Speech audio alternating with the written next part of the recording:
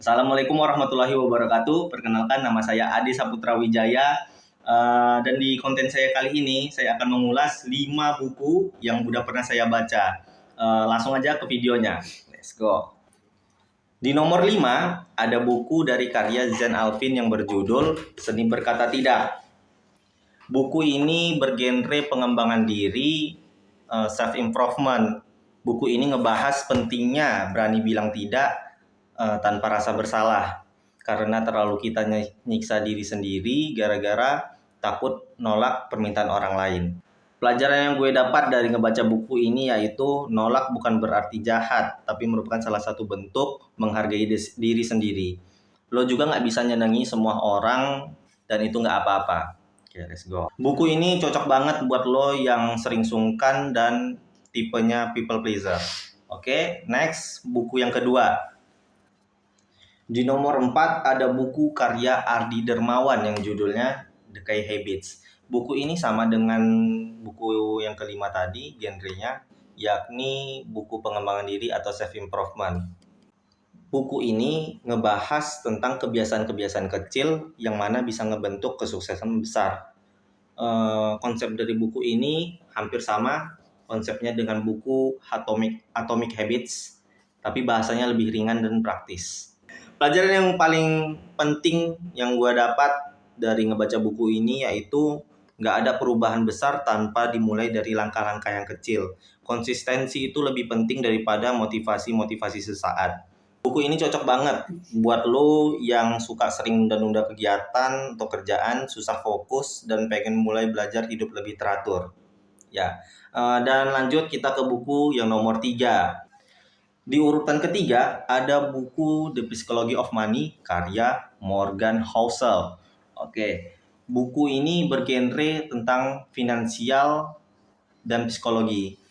Buku ini adalah salah satu buku favorit gua dari 2 buku yang sudah saya miliki dan saya baca. Buku ini bukan ngajarin kita agar cepat kaya, tapi ngajarin cara berpikir tentang uang, gimana perilaku, emosi, dan pengalaman masa lalu yang bisa ngaruh banget ke keputusan-keputusan finansial kita ke depannya. Pelajaran yang gue dapat dari ngebaca buku ini yaitu orang kaya itu bukan orang yang banyak uang, tapi orang kaya itu adalah orang yang bisa hidup tenang dengan uang yang dia punya atau yang dia miliki sekarang. Uang itu soal perilaku, bukan cuma angka. Pesan keren yang bisa gue sampaikan setelah ngebaca buku ini yaitu tujuan dari uang adalah kebebasan, bukan pamer. Buku ini cocok banget buat lo yang lagi belajar ngitung keuangan pribadi ataupun orang yang baru mulai kerja sambil kuliah. Jadi lo pada wajib beli buku ini. Di urutan kedua ada buku Rich Dad Poor Dad karya Robert Kiyosaki. Buku ini sama genrenya, sama seperti buku yang sebelumnya. Ya, ini buku finansial dan psikologi. Buku ini mengajarkan tentang mindset investasi. Buku ini terbilang buku yang legendaris karena ngebandingin 2 pola pikir seorang ayah, di mana ayah yang kaya itu ngajari kita tentang kebebasan finansial, sedangkan ayah yang miskin itu fokus kerja keras tanpa arah finansial yang jelas ke depannya dalam jangka panjang. Sekolah itu ngajarin lo cari kerja, tapi nggak ngajarin gimana uang itu bisa bekerja buat lo. Buku ini juga penting banget karena punya mindset investasi dan pengelolaan aset yang terbilang kalian harus pelajari dari muda.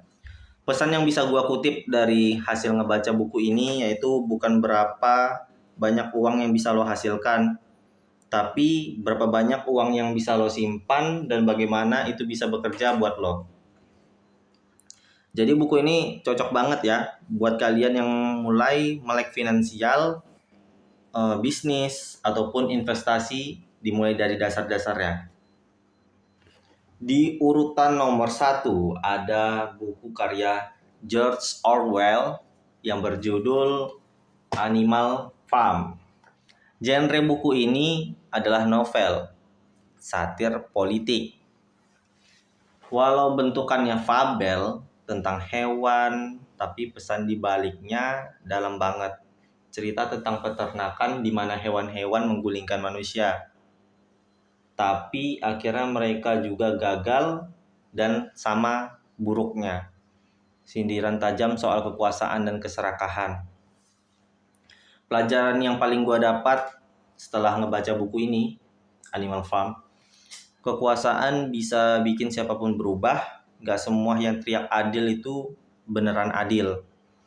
Ini cocok banget sih buat lo yang pengen belajar tentang berpikir kritis dan ngerti dinamika sosial. Pesan yang gue kutip dari buku ini yaitu semua hewan itu setara, tapi beberapa lebih setara dari yang lain. Cocok banget buat lo yang suka buku-buku sastra, politik, atau pengen belajar tentang makna kekuasaan dan moral-moral manusia. Oke bro, jadi itu 5 daftar buku yang udah benar-benar gua baca dan memang benar-benar ngebuka pikiran gua banget. Jadi setiap buku itu emang punya makna-maknanya sendiri dan pesan-pesannya sendiri. Tapi intinya lo nggak bakal berubah kalau lo nggak mulai baca dan mikir.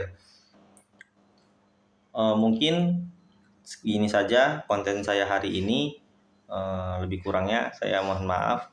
Wassalamualaikum warahmatullahi wabarakatuh. Kita berjumpa lagi di konten-konten selanjutnya.